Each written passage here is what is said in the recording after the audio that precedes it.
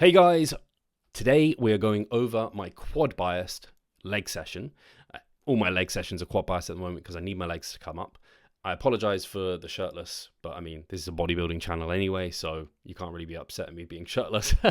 And it's just, we're getting a bit of a heat wave here in the UK.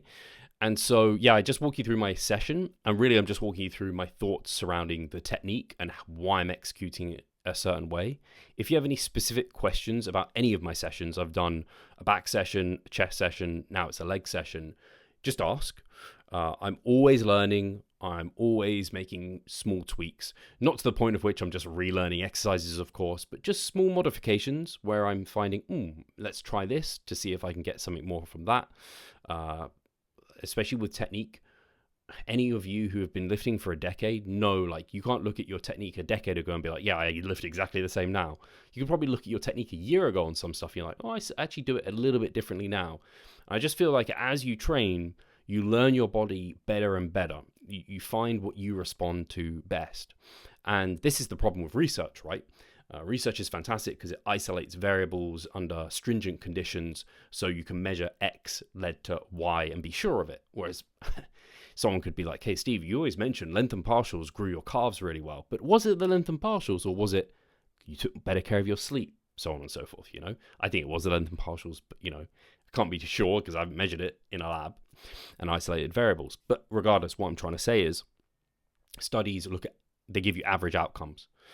There's probably people doing stuff, if you see someone doing something relatively weird or unconventional, especially maybe not there's an absence of evidence for what they're doing, which doesn't mean there's evidence of absence. So there could just not be any data on it yet. But if they have a really, say, well-developed muscle, or they've managed to grow it really well through an unconventional means, it might just be they're doing their own self-experiment, right? So it's just, I think you're ever learning your body and what it's responding well to, what seems to be working well. I mean, bodybuilders have been getting jacked before research was available, right? And I think they're just learning their bodies. I think evidence can absolutely help guide our decision making, especially as coaches and practitioners. For example, length and partials for the calves, I think really did help me there. But yeah, that's what you'll see with some of my training, as I've now been training 20 years, which I've been training for more than half my life now, which is kind of wild to say. But yes, we'll get into the session. I think I mentioned that it was a hamstring kind of dominant session. Definitely not. It's all mostly quads with a bit of hamstrings and glutes attached to it. And yeah, let's dive into it. So first up, we have the leg press. So the way I'm executing the leg press, as you can see, I have yoga blocks underneath my lower back here. That's to push my hips up, but keep my chest back. So it almost is like reclining the seat more to give my hips a little bit more of a range of motion so I can get a deeper position. I have my feet really low on the platform. So actually my my heels come off the platform at the bottom, and my heels come off as I come to the bottom here. So I almost call it like a toe press versus a leg press. And that's to get as much knee extension. So I get as much lengthening at the quad as I can. I have a close stance so I don't stretch my adductors a ton.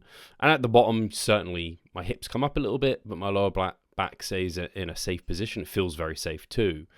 And yeah, so I'm maybe getting a bit more glute there, but I still get much more quad. And when I get off here, my quads just have all sorts of stimulus going on. It feels fantastic. And I am considering a change in technique to potentially have a bit of a higher foot position, not allowing my toes to come off and run that for a period of time.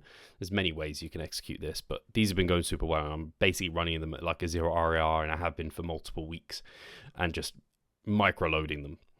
After I do the leg press, I come into a hack squat. So I do 3 sets of leg press, 2 sets of hack squat. That's what my general volumes are for this session. And here, again, I have a relatively close foot position. Feet are relatively low on the platform, but I don't so much come into like that leg press I could call a toe press, where I let my heels come off. I don't really aim to like let my heels come off. I generally have like a full foot position here. And I'm just coming down as deep until, if I was to come any deeper, I'd be getting more glute by lengthening and having my hips extend, but my knees could even start tracking backwards if I came any deeper. And really, I'm coming down, I'm not pausing, and I'm just getting kind of not a stretch reflex as such, but I'm not afraid of getting that. I do find when I use a bit of a stretch reflex at the bottom, it's putting a ton of tension through the quads, and it just feels really, really productive. But these have been feeling great. It's an excellent lift. And yeah, I like doing 2 sets after this, after the leg press there, and just like get a lot of quality volume through the quads. After I do that, I believe I have 2 sets of these.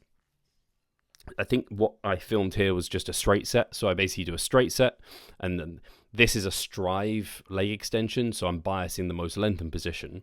And for whatever reason, when I perform these, I get to this sort of certain range of motion as I extend my leg.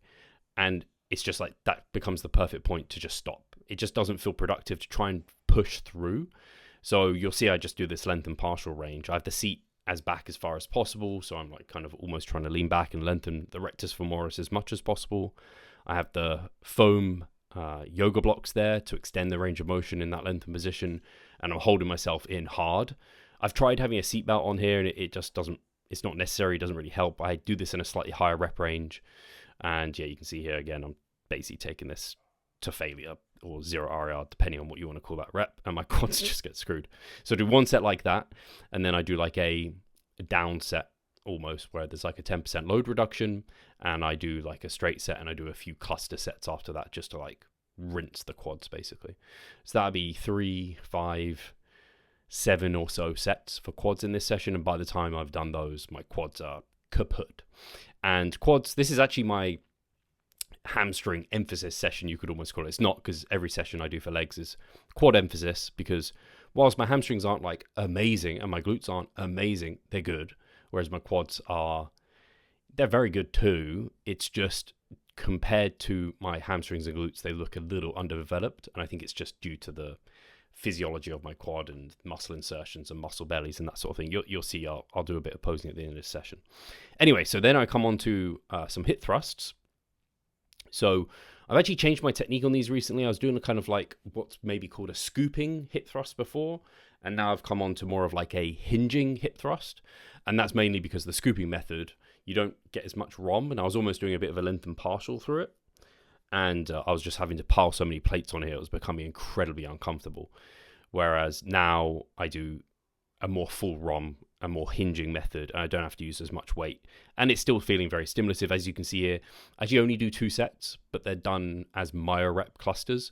So I do like a straight set, I get like 4 reps to basically 0 RAR, and then I rest, and then I go for another cluster and of like 3 repetitions here. And I'm just experimenting, having some direct glute work in my program. I used to many years ago, may even be like a decade ago now, and now I'm putting it in more so. But yeah, it's nice that we have this Nautilus hip thrust, but I need the extra padding there because it really digs into your hips if you don't have that available. Then moving on to the Strive leg curl. So again, Strive, similar to Prime, you can make it biased tension in the lengthened position, so I do that. And very similar to the Strive leg extension, you'd have to come on here and feel it. But I get to this point in my concentric where I just kind of hit a wall where you can see I stop, and I'm like, it just feels good to stop there. And I just milk this very lengthened partial. And actually, on filming, it was more partial than it felt like. I thought I was getting more reps than that. But, sorry, more range than that, but apparently not. Again, it just feels really good, really productive. I do 3 sets there. So then oh no, this isn't my hamstring emphasis session. Sorry, I apologize. I miscommunicated that. This is actually my quad session. Every session's quad biased, of course, because like I said, I start with those. But here I finish off then with a back extension. So these again, kind of lengthen partial like, and very important here, few notes. So you'll see my feet are very low on the platform, and that is to try and again emphasize getting more stretch on the hamstrings there. And then I use versigrips to hold dumbbells, and I kind of have to perform an isometric contraction for my biceps. But this is the best way I found to load this movement. I'm still getting like 15 repetitions here, and yeah, I do I think 3 sets of those, and that kind of calls it for the session, and that rinses off the hamstrings nicely, and they've been nice and productive too. And then yeah, I just documented the old quad pump here, never miss, mass day, Rascal code Stronger, if you want a discount. I do really like their stuff. And yeah, just quads were fully blown in this session. You can see I just don't have that nice rounding of the vastus lateralis. I have a lot of adductor, and so they just don't quite look how I want them to look. So I need more of them. So I mentioned a few times that I'd like taking most things you will have seen in that session to failure or to zero RER. This is my current mesocycle. I know my clients will look at this and be like, yeah, it looks familiar, but yours is not as clean as what mine is. And there's some different bits and pieces in there, or basically less. And that's just because a lot of it's up here. And I don't need to kind of have it in the spreadsheet as much. So as you can see, I'm now coming into, I think that session was actually this session. Was it this one? I think it was this one. Pretty sure it was. So like I said, I did the ab rollout and then the toe press there, the hack squat, leg extension, hip thrust, lying leg curl, so on and so forth. And this started at, so let's just take you through a progression, just because I think it'll be interesting to see it. 195 toe press for 15. Last mesocycle, which was actually my recovery post-show, was, I mean, this is wild, by the way, but toe press was kind of a bit of a new novel movement for me, and I was kind of learning it, and also I was in my recovery phase, so I was recovering. But that was 16 weeks, and then I went to the Maldives for a week, and basically took that as a bit of a deload, sort of. So I got to 210 for 15. So you can see I backed off. I don't start week 1 at my previous best performance, but close to. And I'd built it all the way from 165. But you could see my progressions when I was first introducing it and recovering were big. So at 165 for 12, 170 for 14, 175 for 15. They started normalizing a little bit, but they were still pretty assertive, adding 5 kilos. Then I got to 2.5s, 2.5s, 2.5s. And I ran 2.5 progressions for a long, long time there. And then I went to 1.25. So you can see here, just when going up in 1.25s. Don't be afraid to do that. I think it's a great way to progress, like milk out those little small progressions. So then I started 195 for around a 2 to 3 RER, probably 3 to be honest. And then I felt pretty good, moved up to 200 for 15, 202. Then I trained at a different gym. I went to Bude, which is where my partner lives. She doesn't live there. This is where she grew up. 207.5, 210. So I think, what was it before? 210 for 15 was my previous best performance. So I smashed it there.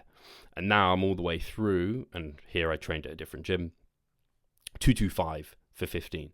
So I'm 15 kilos up for the same reps. And honestly, I still think I've got, like, I'll just see what weeks I've got. This is a misconception I think people get, and I won't talk too much about this. But I think some people think once you've hit 0 RER, and this is what I used to think, once you hit 0 RER, where do you go from there? You're not going to be able to beat that performance next week. But you might be able to. There might be some small adaptations that can take place, especially if you can microload it. And you might just be able to get it. I wouldn't discount that linear progression being available. But there might be multiple weeks where you don't get it. So there's an example here with this Paramount overhead press where I'd basically been on the same load for multiple weeks. I then changed my technique, which I can talk about in another story or another vlog rather. But here you can see I was at 33.75 and I was there. Where was I? So from week 6. So week 6 to week 7, I actually dropped a bit of performance. I may have gained it in some. So I got 34 reps totally, 37 reps totally. So I actually dropped a bit of performance here, but I didn't freak out. I was just like, hey, maybe I'm only down a few reps here on each set. It's not terrible. And my performance for the rest of the week for that muscle, for like my pressing musculature, was up. So then the next week, again, I was 33.75 and I kind of repeat performance. Again, you can see I'm just kind of repeating performance week on week, maybe dropping a rep, gaining a rep. And then I kind of went up and then decided, hey, I'm actually going to change my technique. But there was no point there where I felt under recovered. I just wasn't able to gain that small bit of performance. It happened to me same on this same lift. Some lifts you can find, and I think lower body lifts are a bit more easier to micro load because the load is larger. So the micro load is really micro. Like, I'm doing over 200 kilos on that leg press, so 1.25 kilo is a tiny percentage overall, whereas on this Paramount overhead press, it's 30 kilos, so every, like a 1.25 is a much larger percentage increase, of course. But yeah, you can see here I kind of hit I can't remember where it was, like a plateau of 30 for 9, 30 for 9, 30 for 9, 30 for 10. So it's quite cool. Like, hey, you can run it for multiple weeks and see a progression, and then other things within the week were also going up. So it's just context specific.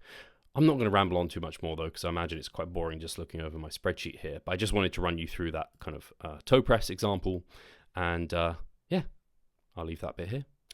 Guys, the feedback I've been getting on these training videos has been awesome. So I'm going to look to do more of them and possibly even invest a bit more time into YouTube. I don't know if it's obvious from this sort of one. I just kind of do it a little bit off the cuff. I'm just like, hey, I need to do a video. Let's overview why I'm doing what I'm doing and then pass it across to you. But I could probably develop. Sometimes I feel a bit rushed because I like film one set from an exercise. I'm like, I could have talked about that specific exercise for probably half an hour because I have lots of thoughts and things to share and further context. But yeah, YouTube videos, they don't want to be too long. I don't want to give you a full podcast. Hopefully it's like interesting enough to get this. And yeah, I had and do generally focus quite a lot on Instagram. If you're not following me, Revive Stronger on Instagram. But I actually find YouTube to be maybe a better platform. You could develop maybe better relationships, deeper relationships, and the information is more evergreen. And Instagram and TikTok, not that I'm on there, just goes like this. So I'm considering put a bit more time into here. And yeah, there's so many topics and things that I could dive into based off Instagram content that it's a 1 minute reel, but I could talk about that for easily 15-20 minutes and make a whole vlog out of it. Anyway, guys, I'm going to leave this here. Any questions, anything, let me know. As always, at Revive Stronger, we're an online coaching company. Online coaching is what I do day in, day out, help people get to stage, drop body fat, gain muscle, do what I've been able to do across my career and help hundreds of other people at this stage do it. As I said, I've been training for 2 decades. I've been coaching for a decade now. So I'm pretty well equipped at that, and our team is too. So if you're interested in that, always linked in the description. We can get on a consultation call and talk about your goals. You don't have to be a competitor. I coach a lot of coaches, to be honest. Just take that stress away from them, help educate them along the way too. But guys, I'll leave this here. If you haven't subscribed, also subscribe and comment, like, do all that good stuff. Cheers.